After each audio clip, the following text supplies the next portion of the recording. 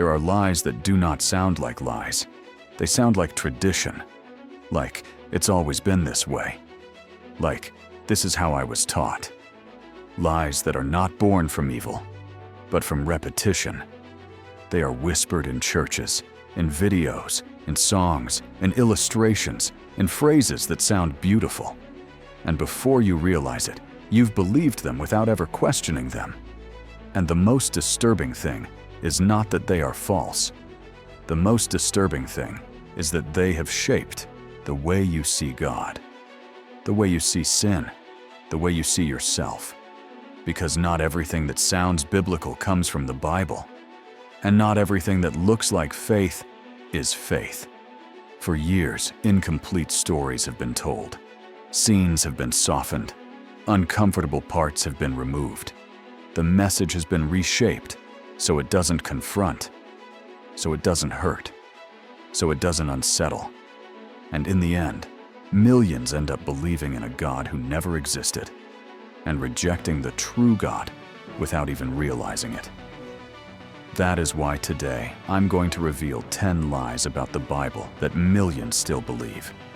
Not as religious facts, but as mirrors, as warnings, as calls to awaken. Because maybe some of these lies were not only told to you, maybe you are still living them. Number 1. Many grew up believing that Eve's sin was eating an apple. They've seen it in illustrations, in paintings, in movies, in cartoons. Always a red, shiny, perfect apple. But the Bible never mentions an apple. It only says the fruit. And why does this matter so much? Because an apple turns the fall into something innocent, almost childish, something that feels like a small mistake. But the fall was not a prank. It was a betrayal. It was a spiritual rupture. It was the exact moment when humanity decided to trust desire more than the voice of God. What was eaten was not fruit. It was disobedience. It was pride. It was distrust. And from that day on, humanity began to hide from God, not out of fear of punishment, but out of shame of itself. Ever since then, every time you fail, you do the same thing Adam did. You hide. You justify. You blame. You run. The lie of the apple turned a spiritual tragedy into a childish scene. And many grew up without understanding that sin is not something pretty.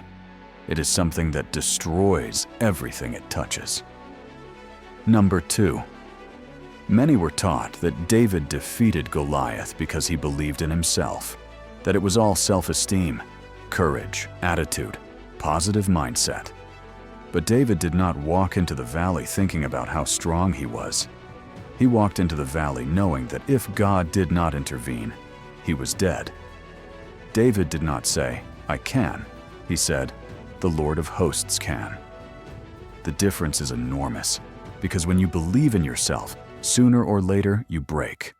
But when you depend on God, even your weakness becomes a weapon. Today, many people try to defeat giants with phrases, with cheap motivation, with pretty speeches. But the giant does not fall with speeches. He falls when someone crosses the valley, knowing that without God, they are lost. David did not win by personal confidence. He won by total dependence. And this lie has made millions believe that faith is just an attitude, when in reality, it is a matter of surrender. Number 3. Many were told that Samson was strong because he had long hair, as if his power were magic, as if his strength were an external spell. But Samson did not lose his strength the day he lost his hair. He lost it long before that. He lost it when he began to play with what he knew would destroy him, when he began to flirt with what he was supposed to flee, when he began to normalize what once frightened him. First, his discernment went dark. Then his consecration was broken, and only at the end was his body destroyed. No one falls all at once. First they relax. First they grow confident. First they justify themselves. And when they try to wake up, there is no strength left. Samson's strength was never in his hair. It was in his covenant with God. And many today have also lost their strength, not because God abandoned them, but because they stopped taking their calling seriously. Number 4. Many were led to believe that Solomon ended his life in peace, wisdom, fullness, and blessing, just because he started well. They told you he was the wisest king, the richest, the most prosperous, and all of that is true. But they almost never tell you how his heart ended. Solomon began by asking for wisdom. He ended surrounded by idols. He began by writing proverbs about obedience. He ended by justifying his disobedience. He began by building the temple of God. He ended by building altars for pagan gods out of love. Solomon did not fall because of ignorance. He fell because of overconfidence. He thought his wisdom protected him. That because he knew so much, he could no longer fall. And this is one of the most dangerous lies that exists. Believing that because you know about God, you are safe. You can know the Bible and still extinguish your spiritual life. You can preach and still live far from God. You can teach and still end up lost on the inside. Wisdom without obedience does not save. It only makes the fall slower and much more painful. Number 5.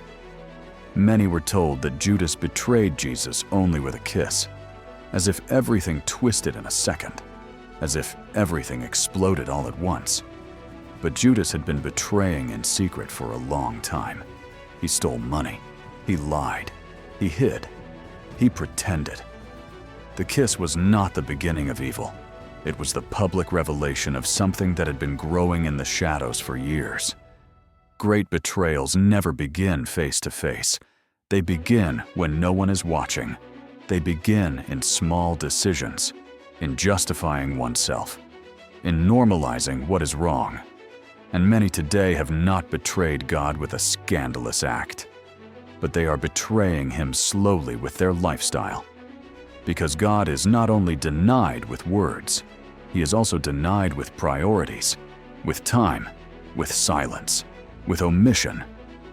And when the kiss arrives, the heart had already been far away for a long time. Number 6.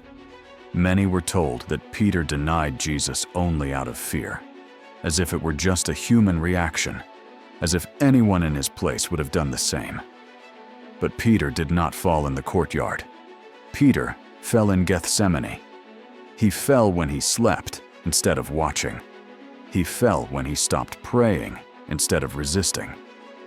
He fell when he promised with words what he wasn't sustaining with discipline. Jesus told him clearly, "Watch and pray, so that you may not enter into temptation." Peter slept. And hours later, he denied.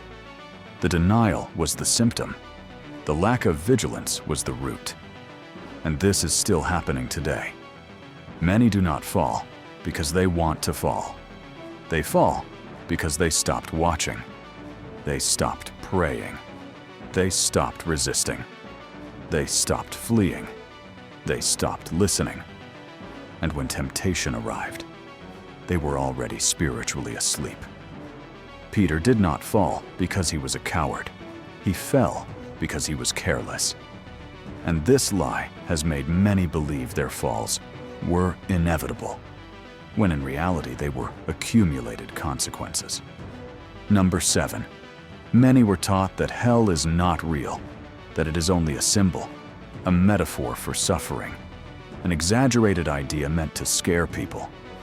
But Jesus spoke about hell more than about heaven, not to manipulate, but to warn. Because to warn is also to love. Denying hell does not make you more spiritual. It makes you less prepared. It removes the gravity of sin. It removes the urgency of repentance. It removes the weight of eternity. And without realizing it, you begin to live as if nothing had real consequences. But every spiritual choice echoes into eternity. Not because God wants to punish, but because human beings have the freedom to reject Him. The real danger is not hell. The real danger is living as if it doesn't exist.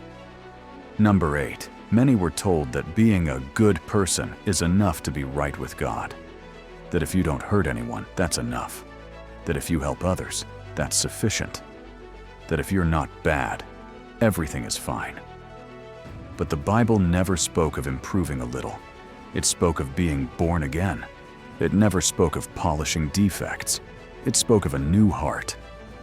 Being a good person does not transform the soul. It does not defeat pride. It does not break chains. It does not reconcile you with God. Faith is not a moral varnish. It is an inner death, so that something completely new can be born. And this lie has created entire generations that look good on the outside, but are empty on the inside. Number 9. Many were told that God will never ask you for something that hurts. That if it hurts, it's not from God. That if it costs, it's not from heaven. That if it demands, it's fanaticism. But Abraham raised a knife. Moses left a palace. Peter left his nets. Matthew left his money. And Jesus left heaven. A true calling always costs something, because what costs you nothing does not transform you. This lie has caused many to run from their purpose whenever sacrifice is required. They want a crown without a cross, victory without a fight, a kingdom without surrender.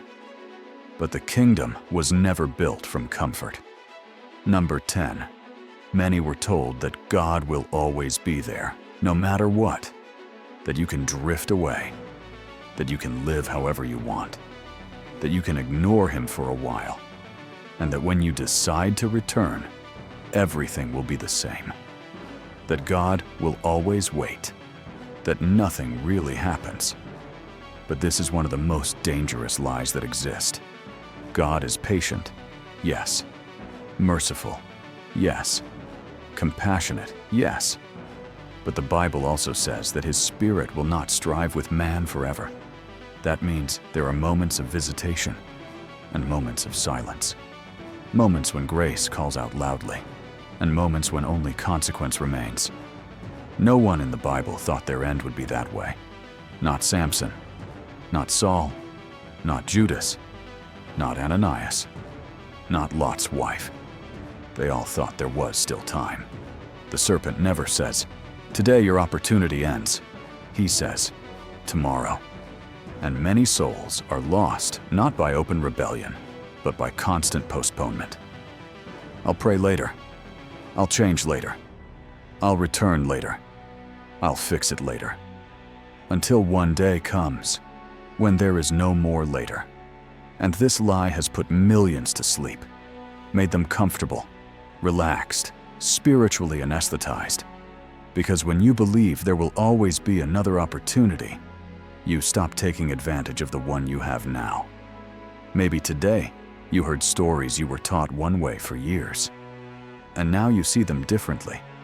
Maybe some of these lies seemed obvious to you, and others struck you deep inside without anyone else noticing.